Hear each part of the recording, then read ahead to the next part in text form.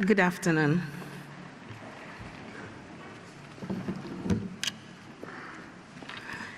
It is my pleasure and honor to bring you greetings from IUF family in Africa, especially the women workers, and also a privilege to share with you the progress on a regional African women's project that you are supporting.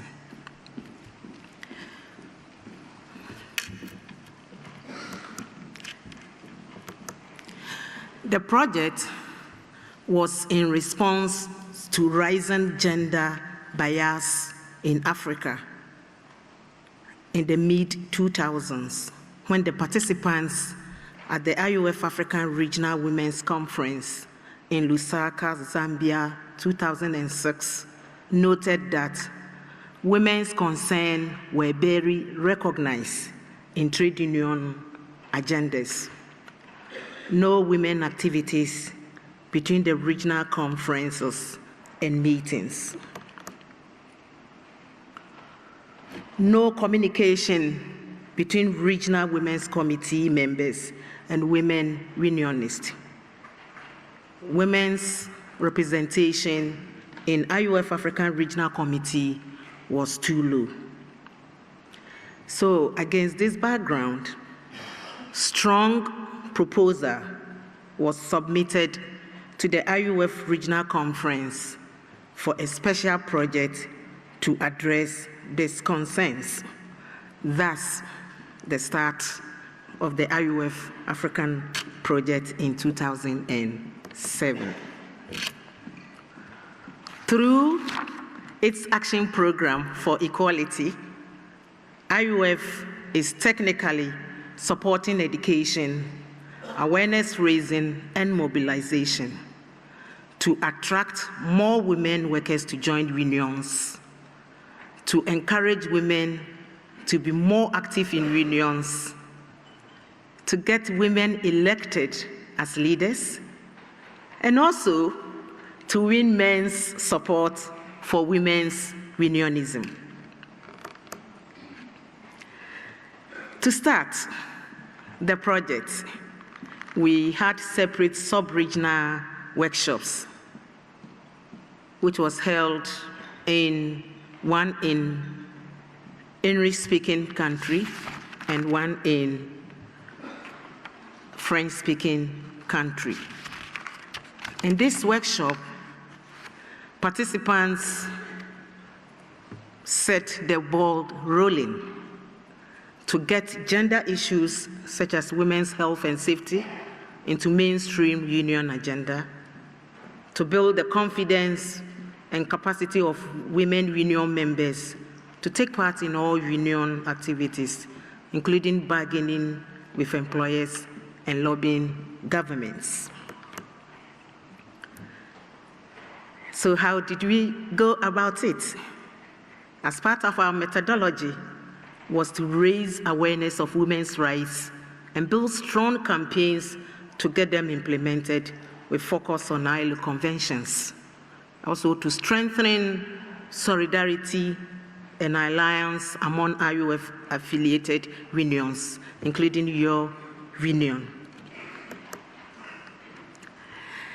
This is, and I'm privileged and happy to share with you the astounding examples of how much can be done with immense energy and commitment from those involved.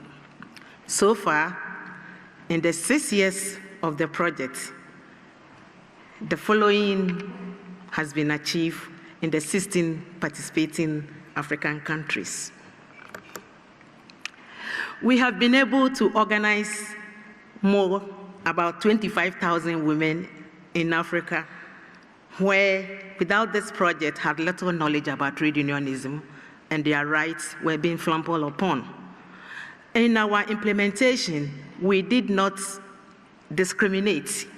We try to make sure men are part of the project, and we've been able to train 4,000 men to understand the issues of gender and rights for defending women's conditions.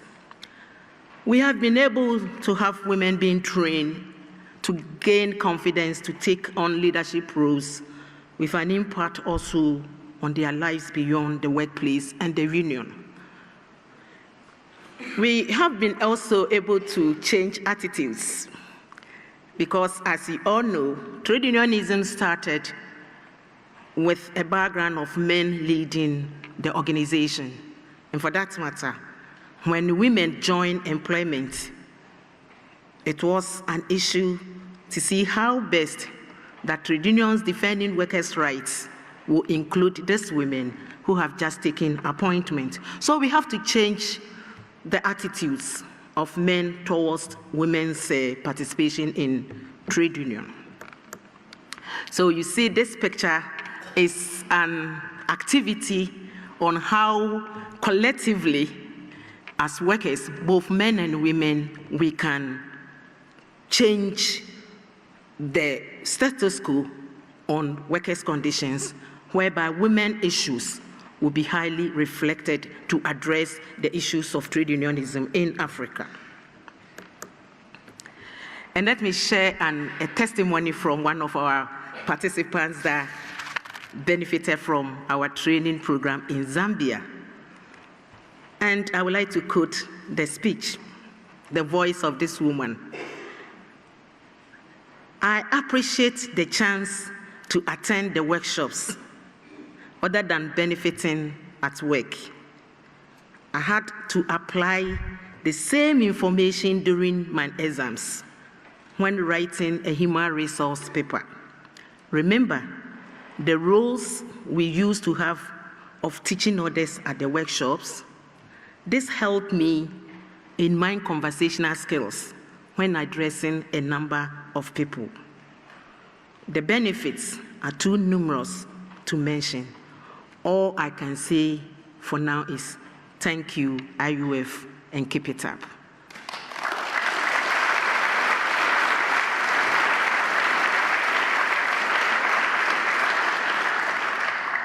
With this inspiration, we have been able to look at the union policies, and we have improved most of their policies to include women at all levels of the union. And the negotiation, we have been able to open up at the negotiation table to include women for women issues to reflect in the bargaining discussions, and also influence decisions of government and employers. Some of the issues that we have been raising in all these kind of meetings are so important, such as maternity rights, violence at work, and sexual harassment have been taken up with more vigor. We have taken sexual harassment and violence at work as more vigor because we thought that gender inequality perpetuates violence against women, and that does not help development so far as reducing poverty in Africa was concerned. We were able to create awareness for women to come out of their shell and share some of their experiences so far as sexual harassment has been an issue for them. We have an experience in Malawi where we recognize that the supervisor of one of the companies was taking advantage of women's employment and trying to negotiate. If you give yourself to me, I'll give you a job.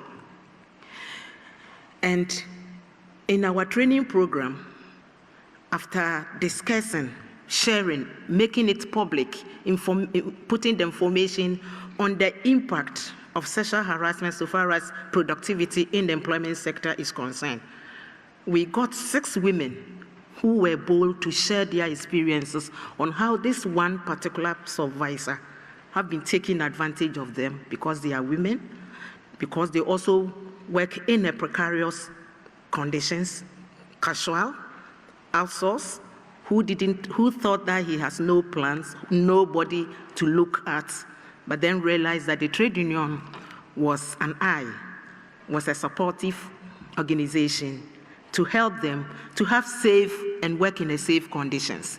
After relating this into a meeting, the national coordinator of one of the projects in Malawi took it up with this management.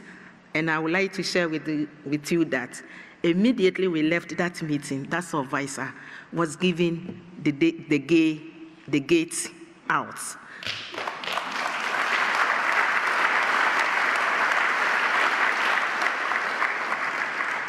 This has helped us to work closer collaboration among unions within the countries across the board. And this is leading to increased networking. With regard to Convention 184 on health and safety in agriculture, we recognize that Africa is an agriculture country, and it was important for issues of health and safety to be looked at.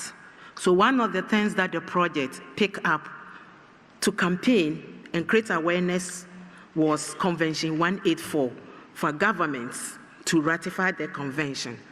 We were of the view that information in the convention will help to reduce the health and safety hazards within the agriculture. And we see how in the picture, the way women and this plantation is working. Economic was a problem. And we were able to show this kind of pictures to employers when we are negotiating to see how best that they can improve on their health and safety issues. Presently, Burkina Faso and Ghana has ratified this convention. And to us, in the Women's Project, it was an achievement because this convention was adopted in ILO 2001, and there was no discussion around it until the Women's Project took it as a major issue to make sure that this convention being ratified. And even those countries that are not ratifying are making sure that they make references to this convention in applying on decisions that affect both men and women so far as health and safety issues are concerned. We have also been able, within the ILO, there is an ILO Code of Practice on ILO Convention 184. And I must say that that is a very good document that has a definition on what is the meaning of sexual harassment. And if it is applied, both men and women, it will help the development of the nations and increase productivity. We also recognize that most of the time, some of the issues of women are around their maternity protection. So Convention 183 became one of the major issues. To use it to defend women, especially those who are working in the precarious, where most of the social protection clauses does not affect them, for them to enjoy maternity protection at their workplace. And presently, we have Benin, Burkina Faso, and Mali ratifying this convention. We also recognize that there was an emergence of the youth taking employment and feeling unreluctant to take part of trade union activities. And I'm happy 3 days ago when Maria stood here and said, when she took employment, one of the things that she started sharing among her colleagues was to ask them whether they join trade union, because she saw that trade union was an important organization that she can rely on in defending her workplace. So the project also focus on the youth. We use all kinds of methodology for the youth to attract the youth to show interest and not to feel rejected because they thought that they were in the midst of old and no young people in the structures. So how can, in Africa where our culture is the elder does not do wrong, and that anytime the elder talks, nobody speaks, how can they mix into such a structure? And we use this women's project to break that thinking for young women issues to be dealt with at the platforms that we created for them. And we could say that presently we have some of the young women thinking of rising up to take up leadership positions in the union. Capacity building was one of our programs. And another important thing that the project has done, which I'm also pleased with, is when we were in Lusaka 2006, we saw just a few women in participation of the conference. After 5 years, when we had the next IUF African conference in Ghana, 2011, 44% of the people who participated in the conference were women.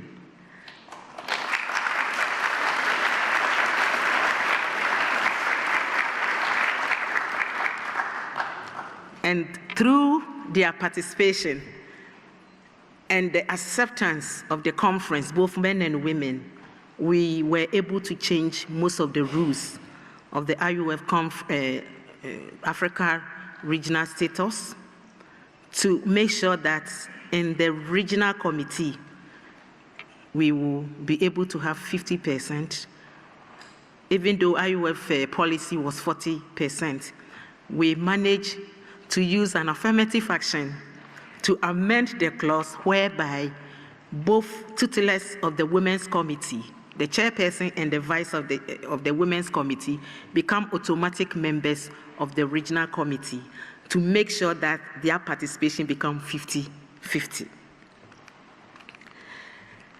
Congress, we are so happy about this project, and we are also grateful to our brothers and sisters in Sweden. And in one of our meetings in Ghana, we were able to see our sisters who were there to support us. And we can see the Vice President, Eva Govlin, and some of our colleagues in the other unions, that is from Comina and HLF. And we are really grateful to them. Having said this, can I say that there are no challenges? There are challenges. And the challenges are, we recognize that there is an invisible sector that nobody look at, and that is domestic workers. And thanks to ILO 2011, 16 June, ILO adopted the Convention 189 to highlight the positions of domestic workers and came out with a convention on decent work for domestic workers. It is a challenge because it is invisible sector, and it is important that we bring it to the forefront to make sure that domestic workers' issues become an issue and to be looked at as workers. The interesting thing is research is informing us that majority of the people in this sector are women, and we will count on Congress to look at how best this issue will reflect in your discussions so that Convention 189 become a major issue for ratification. We are also thinking that 183, the ratification is very slow, and we need to make sure that we continue. We recognize that within all the sectors, the food sector, the agriculture sector, the hotel sector, health and safety issues were a major issues, and it was always relegated to the background. And most of the time, they compromise on health and safety issues that affect women. And for that matter, the project thinks that it is a challenge, and we will continue to look at how we can address it. Again, we have also identified that out of globalization, IUF sector is becoming precarious. We have a lot of workers who are working in sector, and a lot of problems are existing there that it is also very difficult to reach them because today you go and tomorrow you don't meet them. Another issue is climate change. Most often, the impact of climate change affects women, and yet decisions that is going around the discussions on climate change does not include women. And the project see it as a challenge, and would like to see how best that closer women will understand the role that they are supposed to play in mitigating and adaptation on climate issues. So you see women that in this picture, we are trying to bring these are women in the informal economy where they are recycling the plastic waste into a product and selling it and depending on it for a living. So what is the way forward for the African Women's Project. In IUF 2011 conference, the conference came out with a series of priority areas that we need to look at. And we thought that it was important because all those sectors affect women. Child labor affects women. If women will just sit down for their children to be used, not to go to school in future, it is the women who will suffer. Again, collective agreement for women was also an issue. Sexual harassment, land rights, and food security are all priority areas that the Women's Project is trying to look at as a future to see how best that we can improve on the livelihood of women. We will also continue to campaign for the ratification of Convention 183 and then 189, that is domestic workers, and encourage everybody, both men and women, to go onto the street and showcase the issues of domestic workers, and also train more women to understand the issue of health and safety, to make sure that at the end of the day, there is a saying in my country that if you train a man, you train an individual, but if you train a woman, you train the world, you train the society, because a woman has many hands to work with to bring the society up. We have also, way forward is to be using the media to highlight our issues that we are doing to change the perception and also make sure that we move development forward.